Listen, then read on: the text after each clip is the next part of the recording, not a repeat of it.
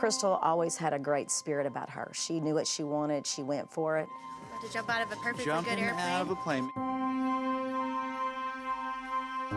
She could take care of herself. I didn't punk out like a sissy girl. She was obviously very beautiful, very attractive, but there was something about her. She radiated light. I worked with Crystal as a flight attendant. She was definitely a goofball, and she would even describe herself as a dork. She kind of has like a gypsy soul, like she was a flight attendant, you know, she just likes traveling. I've been dating Crystal McDowell for a few weeks now. We'd both been divorced, and we knew exactly what we wanted. You know, when you first meet somebody and you're kind of on cloud nine, that's kind of how we were. Tropical storm Harvey is expected to strengthen into a hurricane before making landfall in Texas. Hurricane warnings in place along most of the Texas coast. Friday morning, August 25th, is when she left the house. She was actually living with her ex-husband. She was living in the master bedroom downstairs, and he had moved into a bedroom upstairs. He had such a passion of love for her. It was almost like an obsessive, controlling love. She sent me a few text messages, and I replied back, but I never got a reply after that. So I thought maybe she was just preoccupied with getting ready for the storm. Across southern Texas, grocery store shelves are bare. People are rushing to stock up on last-minute supplies. At that point in time, I just started trying to find relatives or friends to reach out to them to see if they knew where she was. And that's when I reached out to Jeff Walters. He's her uncle. I get messages from her every morning. I get messages all throughout the day. She's one of the most responsible people that I know.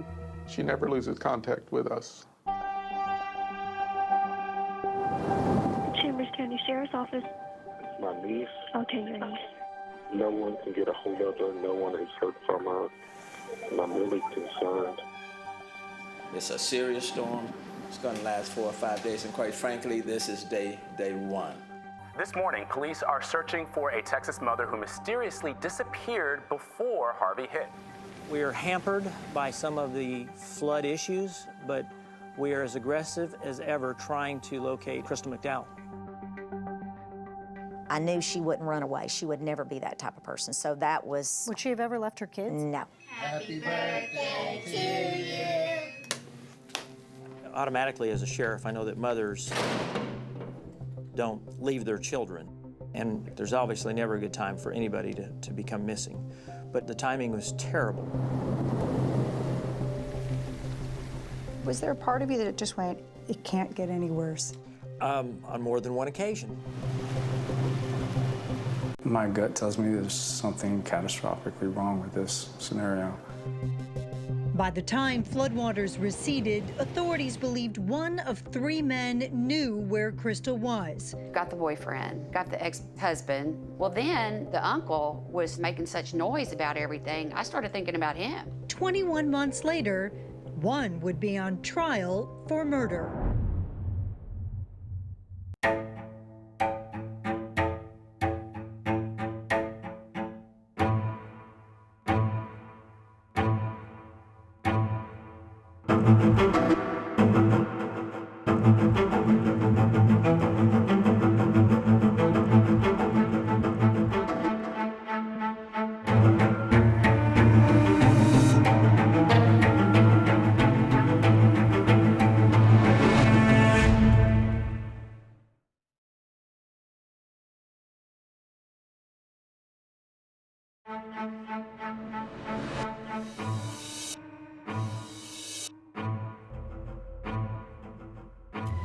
Try to get a boat out here. Watch the water, man. Watch it lift the baby. Baytown has picked up 32.9 inches. The house is totaled, all my furniture is totaled. Can you get to the top of your vehicle? It was horrible. The rain wouldn't stop. It just would not stop. District Attorney Cheryl Leek says despite the horrific flooding from Hurricane Harvey in Baytown, Texas, a suburb of Houston, investigators were determined to find Crystal McDowell. We had deputies that were flooded out of their homes. One of our investigators lost his entire house. Our local Texas Ranger and his wife were flooded out of theirs. And yet they showed up for work. Yep. Every day. Yep. Everybody. All day looking for this woman. Everybody. But weather was not their only challenge. If Crystal had met with foul play, the sheriff says there was a growing list of people to question. She was extremely social. She had lots of friends. She had been a flight attendant for 10 years and then had become a real estate agent. On the top of the list, Crystal's Uncle Jeff, who cared for Crystal after her parents died when she was 11 years old. And our main objective is just to get Crystal back home. He was the person that was extremely emotional and reported her missing, but then he kept getting in the way of the investigation. Getting in the way by going through Crystal's townhouse with other family members, potentially tainting important evidence. This is not a game to us. This is not a hobby. This is what we do. Crystal's family even hired a private investigator. But you don't bring on some amateur super sleuth wannabe when you're in the middle of a missing persons investigation. Also on the list, the men romantically linked to Crystal. There was Steve McDowell, Crystal's ex-husband, a shipping manager. In June 2017, the couple went through what many described as an amicable divorce after 10 years of marriage and 2 children, a boy Madden and a girl Maui. And what was his story for Friday morning? That she never showed up, that she was supposed to show up and she just never did. That morning at 7:01 on August 25th, Steve, who had the kids, says he received a text message from Crystal. It read, "On my way. Do you have water? Looks like I may stay here with the kids. It seems just like rain." But Uncle Jeff Walters says that Steve showed him another text that Crystal allegedly sent around 9:30 that morning, saying she had changed her mind and she planned to stop by, pick up the kids, and take them to Dallas. They just said it just didn't sound like her, and that nobody knew where she was, nobody had heard her voice, and they just knew that something wasn't right. What did he tell authorities about their marriage, their relationship? He told them that they were fine, he didn't mind the divorce, and everything was just hunky-dory. In fact, Crystal was living with Steve and the kids in a house she helped him buy while her townhouse was being renovated. He had such a passion of love for her that it was almost unhealthy. Cindy Searate is Crystal's aunt. Like if she wanted her feet rubbed, he would rub her feet. If she wanted her hair brushed, he would brush her hair. Is it fair to say that she wore the pants in the family? Yes, most definitely. But over time, they grew apart. He didn't challenge her, was the word. She wanted to be the best she could possibly be, and Steve was okay with just stepping back, being, the house person. He was the dad. She was more of the provider. Krista McDowell, Steve's daughter from a previous relationship, was at Texas A&M University when she heard the news Crystal was missing. Because he loved being around the kids. They're his life. She was his life, and they were his life. To the sheriff, it certainly didn't seem like Crystal's ex-husband knew anything about her disappearance. But he was very cooperative with us, very, very kind, very friendly, and he immediately says that he wants to help. It was Crystal's new boyfriend, Paul Hargrave, who the sheriff really wanted to speak with. Paul owned a local jewelry store and had been dating Crystal for a few weeks. The last place that we have her is in the Baytown area, leaving Paul's house. She seemed in love with him. They seemed perfect together. She was happy. So happy that Crystal had posted on Facebook just 2 days before she disappeared. "I've never been happier in my whole life than I am right now. God is so good." Well, we had talked about going to Europe, and she got a ticket to go with me to Belgium next month. Investigators would learn Crystal had also invited Paul to go on a family cruise. The only caveat? Steve, her ex-husband, was going too.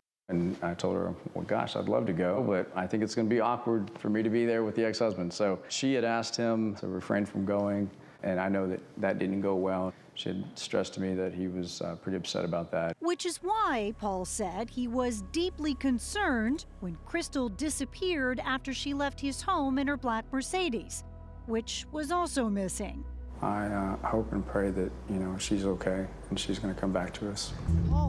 So he went on national TV and spoke with CBS This Morning's Michelle Miller. What do you think happened to her? I'm not sure. I don't know. But we're just trying to focus on finding her and assisting the police with whatever we can assist them with. But Sheriff Hawthorne says he became suspicious after Paul failed to tell authorities about security footage from his home, showing the last time Crystal was seen alive. She actually walked right through this living room at 7:09. One of my cameras picked that up. I think she was seen leaving the driveway at 7:10. Paul shared the tapes, not with investigators, but with the media. So immediately we're like, well, why would he be turning it over to the media, but yet my investigators don't have those videos? Intentional or oversight on his part? I don't know, because it took us a few days to get it. So obviously every hour that ticked off, he became the sheriff's person of interest, that's for sure. Surrounded by the chaos of both a natural disaster and suspicious characters, the case stalled. Mostly, says the sheriff, because investigators couldn't agree on which direction to go in. Some of the investigators that were involved in this would say, I think it's Steve, and some would say, I still can't get over Jeff, and I'm still looking at Paul. See this black car right here? This Mercedes? But then, finally, a break in the case. Crystal's Mercedes was spotted by a friend. I will give the family credit for finding that vehicle. So now they knew where the car was, but who put it there? And what would they find inside? Weather and time deteriorate evidence, physical evidence.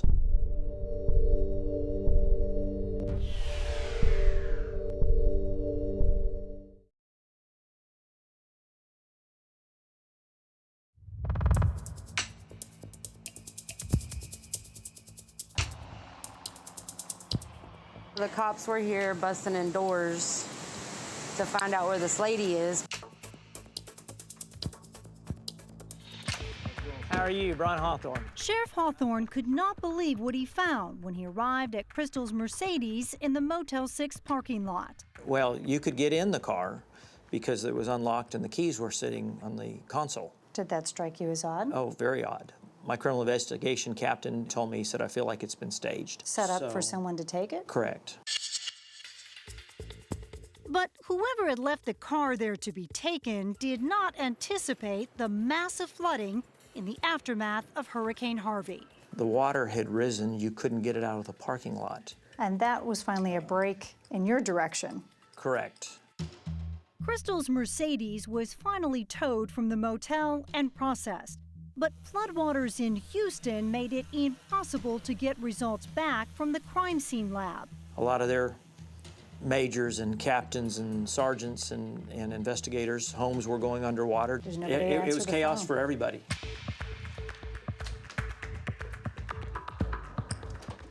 There are just a lot of moving parts at this point. We're just going to get this thing started, y'all, and 48 hours was granted unprecedented access inside the sheriff's war room. In interviewing Stephen, he was telling us he was making calls from certain locations. He didn't make those, he was actually mobile. He is denying knowing Paul existed until 2 days ago. I don't believe that. The investigation had taken a toll on D.A. Leak, who had lost all hope. I know she's dead. There has been no activity on any of her credit cards, debit cards, nothing, and she doesn't have a cell phone. Nobody leaves anymore without a cell phone. Sheriff Hawthorne, deputies, and Texas Rangers expanded their focus from finding Crystal to finding her killer. We've got a handful of folks that need to be interviewed. What else do you guys see that's up on this board that we need to get done, because this stuff's going to start drying up on us if we don't jump on it. Paul is just soaking up all the attention. Yeah, he is, and he loves it. And he's best buddies with Uncle Jeff too. That's what I don't understand. It's getting more and more interesting about Uncle Jeff, isn't it? As of about midnight last night, the net has widened, and it's husband, boyfriend, uncle. Early in the investigation, the top persons of interest had been brought in for questioning. In his police interview, Paul pointed the finger at Steve. Did you have anything to do with the disappearance? Absolutely not. I don't understand even that's been insinuated, and I don't like it. Jeff Walters was no fan of Crystal's new boyfriend, Paul. He reminds me of Hannibal Lecter, and he creeps me out. And Steve stuck with his story, that Crystal never showed up at his house. We polygraphed 2 of them. And Steve and Paul? Steve and Paul, that is correct. And how did they do? Steve failed, and I'll let Paul tell you how he did. He insinuated, he didn't use those terms, but he called me a liar. But security cameras don't lie. Focusing on the location of the car, deputies began gathering video from nearby businesses. A camera at a Shell gas station next door to the motel appears to have captured one of their 3 persons of interest. It looks like he's getting out and he's putting something in the trash can, and he's stuffing it all the way down, like to his elbow. Like a bag, or? Yeah, it looked like clothing is what it looked like. Deputies say it is Steve McDowell, and it's what McDowell keeps glancing at that makes the investigators sit up and take notice. The Motel 6. You could see that he's looking over, and he's looking to see if the car is still there, and it was. We recovered the trash can, and the problem is all the contents had floated out of it. Because of the hurricane. Because of the storm.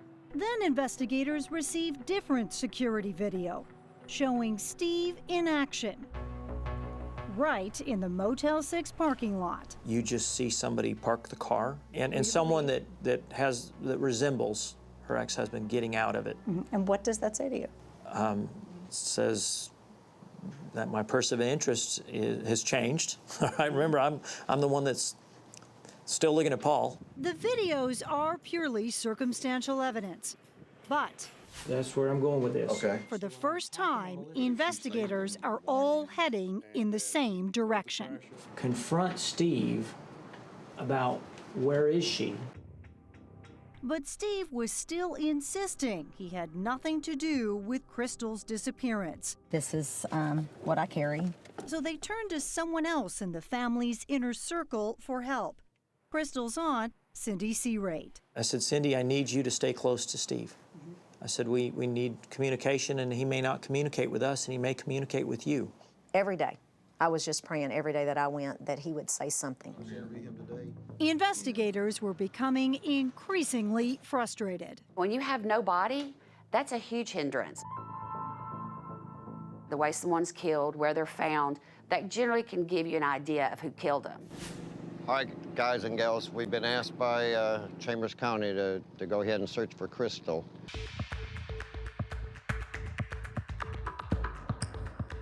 Deputies called upon an experienced volunteer search and rescue organization, Texas EquiSearch, to help find Crystal.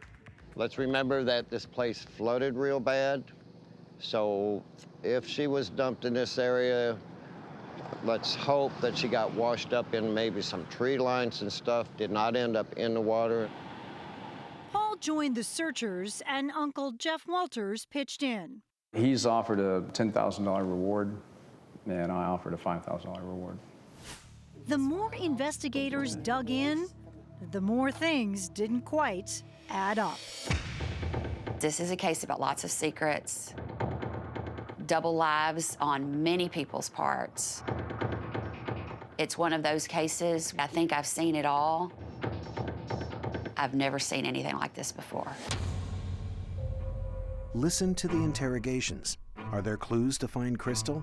Go to Facebook at 48 Hours.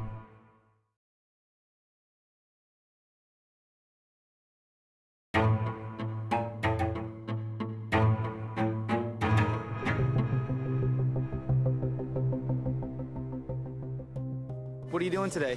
About to jump out of a perfectly Jumping good airplane. out of a plane. Whose idea was this? Steve. Steve, your idea? 5 years before her disappearance, it seemed like Crystal and Steve McDowell were on top of the world. How high are we right now? What does that say? 6,000 feet. The jump had been a 33rd birthday gift from Steve. Happy birthday to you. Happy birthday to you. Happy birthday. That's what's up. Hey, high five. Hey, look, your husband lived too. What a bonus. Now Crystal's ex-husband was the main person of interest in her disappearance. There were those security tapes. And DA Cheryl Leek says they had discovered Steve had lied about their so-called friendly divorce. What did you find out as the investigation went along? That he didn't want the divorce. What we were getting from the family is that he was distraught, had always been distraught every time she tried to leave him. It was early on when things started not going well. LJ Adams, a bail bondsman and Crystal's good friend, says the relationship was troubled right from the start. Judging from the things that she said, Steve McDowell is a very, very self-centered, selfish, manipulative person. He just got to where he wanted things his way, and he wanted it that way and right now. And if it didn't work out or she couldn't do it at that moment, it would be a temper tantrum. In 2008, just 1 year after they married, Crystal filed for divorce. But LJ says she didn't go through with it back then because Steve had made threats. It was always like, well, if you leave me, I'm just going to kill myself. Emotional blackmail. Yeah, kind of, sort of. But he knew what to say and what to do. Extra. Come on. But Krista McDowell says her father is not that man. She knows him as a loving father with a playful side. He's a really goofy guy. That's the best way I could describe him. Fun guy? Fun guy. And even though her father was in and out of her life for most of her childhood, there was a brief period of time when she lived with Steve and Crystal. I was in high school, so it was 8th grade to sophomore year. I guess I was 14 to about 16. She admits the relationship between Crystal and her father was turbulent, but says he was not the only one at fault. Both weren't perfect, and they both had their issues. I just think that they were very toxic for each other, and they made each other crazy. Whenever they were together, it was never a happy ending. She was hopeful things would get better once they finally got divorced. But after Crystal officially filed the paperwork in February 2017, Krista says her father began acting strangely. So in March, I noticed that my dad had been acting weird on Facebook. Then he also changed his profile pictures to it was a grave, and then it was a Grim Reaper profile picture. And then he made it a picture of him and Crystal. And then he took that off, and then he made it say no profile picture. In a short period of time? This was all in a matter of 2-3 days. Sheriff Hawthorne would learn that shortly after Crystal filed for divorce, she had called 911 and told police that Steve had disappeared with their kids.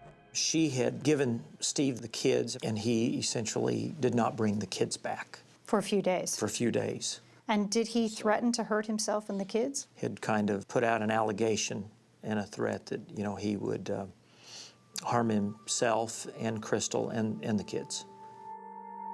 Steve eventually returned the children unharmed, and no charges were filed. He later explained to his daughter that he had become upset after discovering that Crystal had numerous affairs while they were married. But he said he was still in love with her? Yes. And he said, I love her with all my heart, but I just can't let her keep tearing me down like this. So he was okay with getting a divorce at that point? He was accepting of it. He thought it was for the best. He thought maybe he could, get his life in order then. But Crystal's Aunt Cindy says Steve was just not ready to let go. Remember that cruise they were supposed to go on? Cindy says Steve actually planned to propose to Crystal again, even though they had just been divorced. He literally bought some clothes for both of them, a white dress and a white suit, and literally he was going to propose. But Krista says her father told her this was all his ex-wife's idea. My dad told me just the other day that she had mentioned, how would you feel about getting remarried on the cruise? It's like a fresh start. Do you think that's true? That she said that to him? Yeah. I don't believe Crystal would ever lead him to believe that. I really don't. This was a fantasy in his head? I believe that. In early August, it seemed Crystal had moved on and was dating Paul Hargrave. Cindy Searate says at first, Crystal tried to keep it a secret from Steve, even though she was still living with him. And she said, Aunt Cindy, I have to keep this quiet. He will kill me. But by August 23rd, just 2 days before she disappeared, Crystal made that Facebook post and had disinvited Steve from the cruise. DA Leak thinks this might have been the start of Steve's final unraveling. Steve was probably more upset about not going on the cruise because he thought they were going to rekindle their romance. And there was more. She was a financial meal ticket to him. LJ Adams says Crystal had recently decided to cut Steve off financially. Because he was just spending money, just ridiculously just spending money. And at that point, she just said, I can't do this anymore, Steve. Was it just losing her, Cheryl, or was it he was losing his whole life? Someone else was sliding into his position. His whole life, his whole lifestyle. As cleanup from Hurricane Harvey was underway, investigators had cleared Paul Hargrave and Crystal's Uncle Jeff. Thank you. I appreciate it. They were now convinced Steve McDowell had the motive to murder his ex-wife and that he had dumped her car at the Motel 6. But how did he get home? This security video from a nearby Walmart would provide that answer. We spot a bicycle on the service road, Interstate 10 service road. Investigators were convinced it was Steve McDowell. For you, the surveillance footage is the turning point in the case. Absolutely. Absolutely. Authorities were closing in on Steve McDowell, and the stakes were only getting higher because he still had the children. We could potentially be minutes or hours away from somebody losing control. Again. Again. It's almost life or death for these kids. Correct.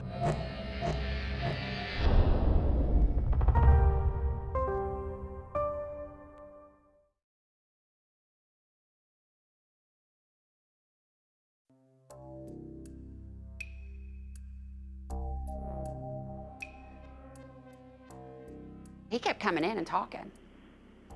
He'd come in every day and sit there 5 hours or so and just, nope, wasn't me. District Attorney Cheryl Leak knew Steve McDowell had killed Crystal. But knowing it and proving it were two different things. We didn't have enough to arrest him. And she says McDowell seemed to understand that. Was he arrogant, helpful, cooperative? Arrogant and aloof. There was a game. He's just gaming us, he thinks. At this point, we have no direct evidence. We just have circumstantial evidence.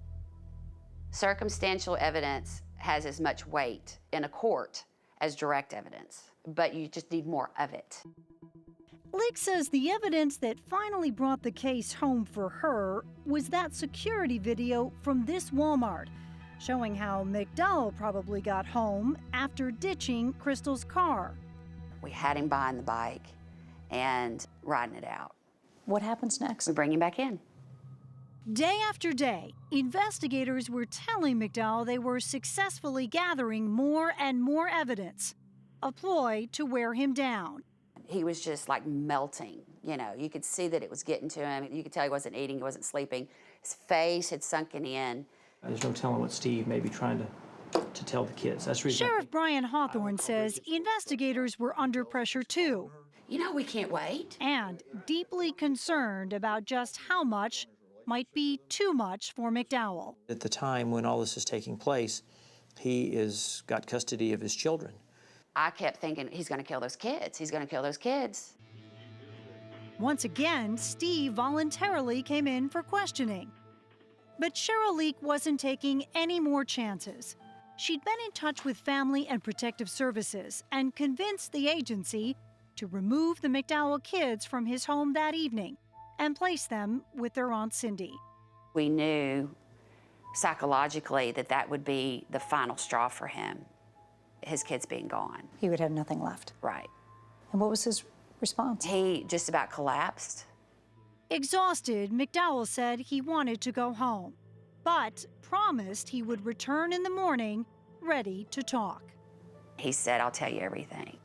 Without enough evidence to arrest him and knowing a full confession was their only real chance of finding Crystal's body, the sheriff allowed his prime suspect to walk out the door.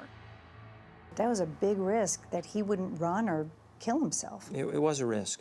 I've been a crime reporter for 25 years. I have never heard of a department saying, go home and get your affairs in order. I mean, that's the part I go, really? Like, they let him go home? But see, this is the thing. We had the kids. And taking them is a moment Sheriff Hawthorne will never forget. We knew that these kids were probably never going to see their mother again. Or their father, as a free man. Or their father as a free man.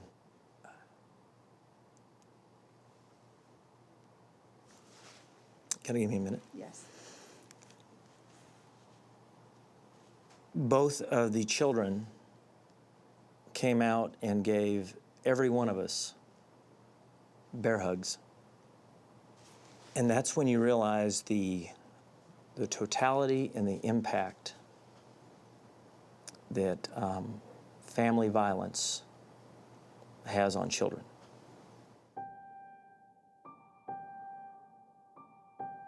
A few hours after Steve McDowell's youngest children were taken from him, he summoned his older daughter, Krista, to come home from college immediately. I was at work, and I work at a bar, so I work pretty late. Krista McDowell says she was confused when her father texted her in the middle of the night. He said, your little brother and sister are going to go live somewhere else for a while. She was already planning to head home later that day. And he was like, is there any way you can be here sooner? You probably won't see me for a while unless you come see me in person before then. And so I got in my car, 3:30 in the morning, drove all the way to Baytown. 2 hours later, it was the beginning of the end of Krista's life as she knew it. It was dark still. I knocked on his door and he let me in.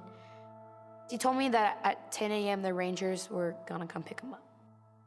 She says at first her father seemed more annoyed than anything. Did you think he had anything to do with it at that point? No, not at all. Not a single hint that he had anything to do with that. Did you ask him if he had anything to do with it? Yes, I'd asked him multiple times, like, are you guilty? And he was just no, I just don't understand, why I'm getting blamed. And the entire time he pleaded to me, his innocence. Krista says, though clearly anxious, it mostly seemed like her father was just trying to take care of business, giving her photo albums, financial statements, even the keys to his beloved Mustang, until the conversation took an abrupt turn. He looks at me and he says, the Rangers told me that if I tell them where the body is, that they'll lessen my punishment. And I said, well, you don't know where the body is. How would you know? And he was like, what if it's true? And I asked him, do you know where the body is? And he just looked away from me and just bawled his eyes out. And at that point, I knew, he knew where it was. What did you think at that point? I don't know. What do you think? If someone that you love and you've sat here and defended the whole time tells you they're guilty, what do you think? Did you think he had actually confessed to you at that point? Even though he never said the actual words? Because I asked him what he did over and over. I begged him to tell me. And he was just I can't tell you what I did. And then all of a sudden, we heard a noise and he stood up and he was they're here. And then all of a sudden he's gone. Yeah. I literally dropped to my knees and just cried.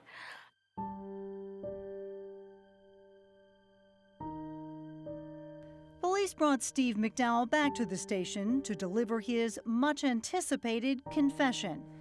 But the man who had kept them guessing about so much for so long was about to make them guess again. He's like yanking your chain. Yeah, he back is. and forth, And, back and and forth. I'd had it. At this point, I'd had it.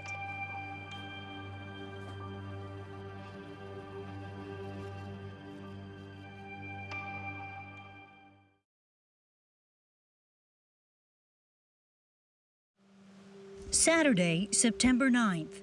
I didn't sleep much. Literally, I could not wait for daylight to come up. Steve McDowell agreed to meet with Sheriff Hawthorne and the investigation team one more time and finally provide an answer to the question, what happened to Crystal? My understanding from our communication was that you were kind of ready to be honest about some things. We needed a confession. We needed somebody to take us to her body. Sheriff Hawthorne watched in a nearby room as McDowell shared the details of the morning Crystal came home after a night with her boyfriend.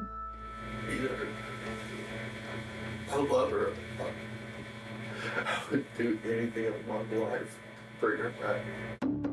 I think they got into an argument when she got home, and I think he was mad that she had stayed out all night. And then when she told you that she didn't love you anymore? Yeah. When she told you she didn't want to be with you or have anything to do with you? And it seems that was enough for Steve McDowell to make a terrible choice. He describes and essentially shows that he strangled her from behind. So she had no idea he was coming. Yes. I squeezed her behind her under this. Okay, like a chokehold or something? Did she say anything when that was going on, or did she fight, or what happened? Just was scaring her. How did you eventually know that she was no longer alive? I stuffed her. And what'd you do after that? I covered her face with a bag. And then you put her in the car? I tied her up, put her in the trash bags, and put her in the car. And then McDowell says early the following morning, he drove off to dispose of Crystal's body, leaving their 2 children home alone. The body was found right in here. McDowell leads investigators here.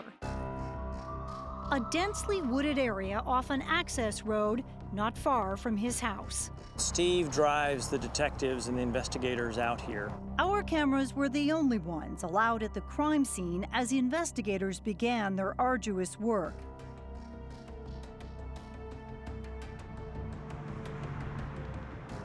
The terrain was pretty tough because it was a lot of work just trying to clear the trees and the limbs so that we could bring the body out.